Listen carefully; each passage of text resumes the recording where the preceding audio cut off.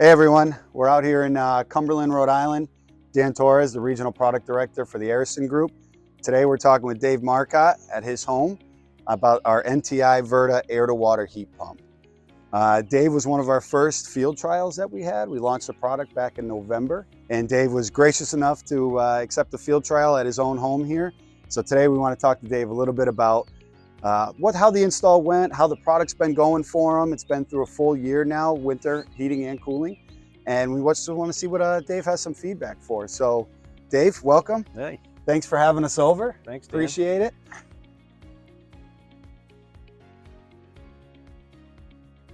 So my name's Dave Marcotte, and I was in the trade before for years, and now I'm a manufacturer's rep now. This is a 3-ton unit. I put this in and got it running in April, about mid-April. So we ended up getting the winter out of it. So this has been installed for 1 year now, April to April. And it's been running beautiful. The heating has been, the capacity on it is great.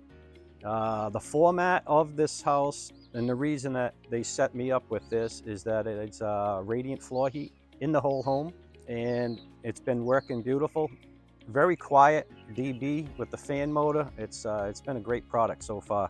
Yeah, and I'll say too, right? This winter in Rhode Island was probably one of the harshest ones we've seen in a bunch of years. We right? had a cold winter this year. We had a super cold one, Yep. and if you, how much snow did you have? I mean, you had we snow. had probably 4 feet at one point. Yeah, so there was drifting around here. And yep, there was a ton of snow out here. It worked beautiful. I mean, Dave, last time I was here, you were talking about how you were out here snowshoeing, Yeah, right? yeah. In the snow out here. Yep. So there was a ton of, it was a tough winter. And like Dave said, the unit performed really well. A couple things we wanted to point out, that this being a field trial, we do have a little bit of changes that we've made on our production units. The fan is now a nice black fan, which we're gonna get Dave, so Yep. aesthetically it's a little bit better. But what do you think, Dave? Just pure feedback. You talked about the quietness of it, which was great. How about aesthetically? I mean, what do you think about the aesthetics itself of the unit? I really like the cabinet. It's well built. Okay. The finish is nice on it. I like the black. It's a nice unit. Yeah. It went in well. The piping's easy. It's all labeled well on the back. It tells you it'll supply, return in and out. Mm-hmm. The wiring was pretty straightforward. Everything went well on that. Put the surge protector on there. It's been great so far. I haven't had any issues with it at all. Yeah, now in the whole system itself, you actually did most of the piping, if not all the piping, Yep. on your own, right? I mean, Dave was a former contractor, still gets his hands dirty all the time, even though he looks Yep. so clean now, right? So he's able to do that on his own, but obviously we recommend that contractors, licensed, fully developed contractors, still in the trade, would be the ones installing this. We're just happen to get Yep. so lucky that Dave is also the homeowner, so he gives us a feedback on the install and the performance, so it's great. Yeah, it was fun installing it. Yeah, good. Yeah, I we're like glad. to do it, you know. And this being your kind of first air-to-water heat pump, right? You've never put First one in one. before. No. What made you go that route? Like, what was your thought there to go? Mainly just for like the fuel savings of it. Because you're on oil now. I'm in oil now. Yep. And right now the oil prices, I think about they're probably about $5.50 a gallon right now. Really high. It's insane. Yeah. So I'm really benefiting from this because I actually I have this mainly running for my heating right now. So it's been working great. Yeah, and so the primary focus of this was heating, Saving right? oil. But yeah, exactly. But we were able to, Dave was actually able to get cooling out of it too, right? So Correct. we always talk about heating, but cooling is another benefit that this gives in a chilled water application. So in this case, Dave actually added an air handler, right, up in his attic, and piped the chilled water piping right up to the air handler as well. So now he's getting cooling. And you know, days actually, we've had a couple days here that have been really warm, and everybody avoids putting the AC on. Right. So nobody wants to put the AC on right now. yeah, Everybody's but holding out. but we're getting there. We're getting close to it where you can get the AC on full time. And I know you ran AC on it last year because you had it in April. Yeah, and you had no issues with it, right? Yeah. It was... So it'll go chilled water. I got it set up, and it goes down to 45-degree water temp. Chilled water, it works unbelievable. I had ductwork put in. The only big thing is I noticed is you got to make sure that all the piping is insulated well, or you're going to get some pipe sweat. That is the key, right? To But, every chilled water it does install. work really well, though. Yeah. Oh, I mean, every chilled water install, the piping, the insulation of the piping is super key. We train our contractors on that all the time. I mean, not only for the sweating, right? But it's also the BTU loss, Yep. right? You can lose BTUs through that piping if you're not insulated well. So it's Yeah. important you put that in there. And I want to talk real quick about the stand you got going on here, right? So everybody will notice the stand is the unit's way up off the ground, and that's primarily for the snow load that we talked about.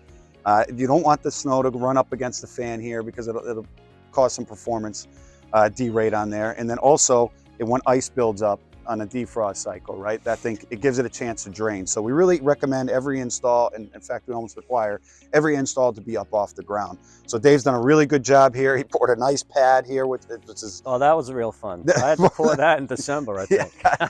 And as Dave mentioned before, this is our 3-ton outdoor unit, 3-ton system. We also offer a 5-ton system as well, which is just taller. It's a 2-fan system.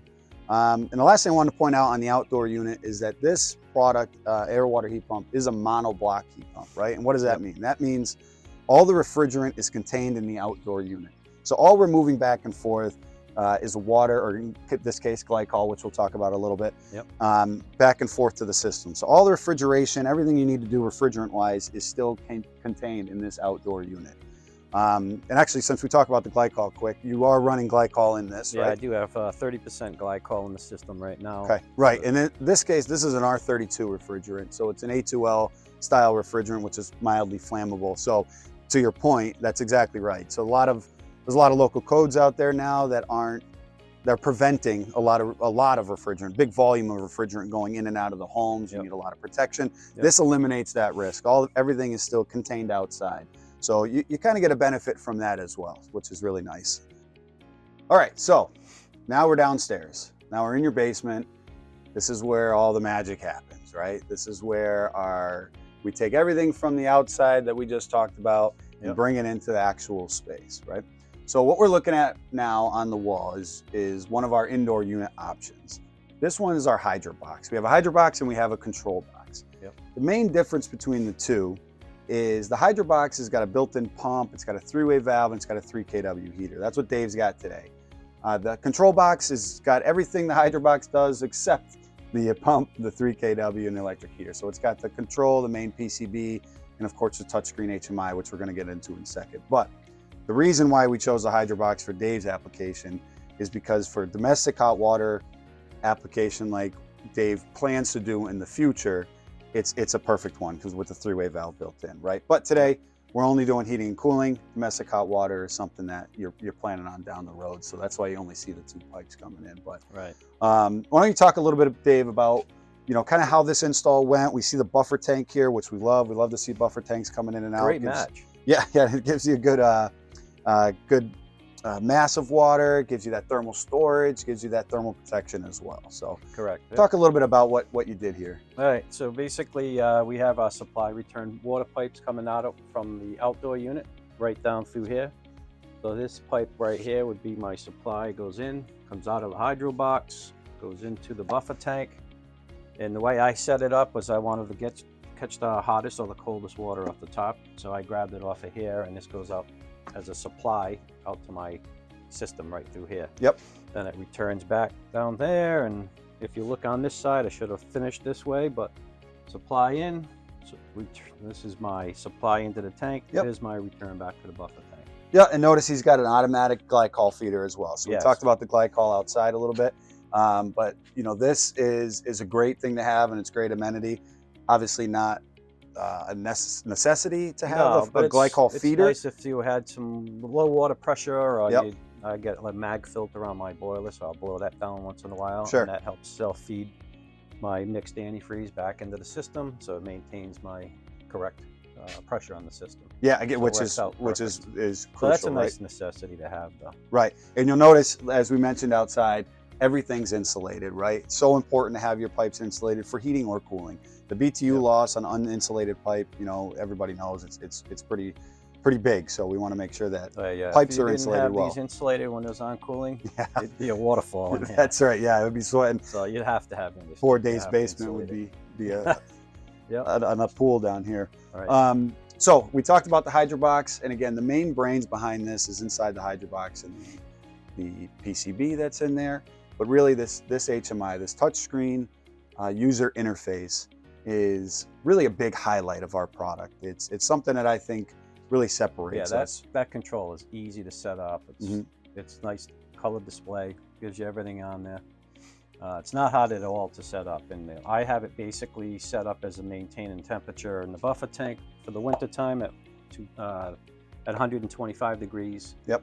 And chilled water, when it switches over, it's 45 degrees. Right. And And it's very easy to program in there for your temperatures, your cut-ins, your cut-outs. Right. It's a great system. yeah, it's really flexible within It this is. HMI with the user interface. There's a lot of options, a lot of parameters you can change, but you can keep Yeah. it really simple too. Like Dave Yep. said, he's maintaining buffer tank water temperature for heating and cooling, and that's all this thing is caring about right now. He also has a boiler backup, so when it's Yeah. super cold, and he's not thinking that the heat pump can really give the high water temperatures that he may need, or higher water temperatures that he may need. Yep. He uses that boiler Yeah, backup. then in the this boiler case. will kick in after that. So the nice thing like this is I got to keep it simple right now, but you can get a little more fancier on control strategy. Yep. Like this, so it gives you that flexibility. Yeah, which is exactly. nice. Flexibility. That's what we've been promoting all Yeah. over. Is you can do as much as you want or as little as you want, Yeah. if you Yep. need to.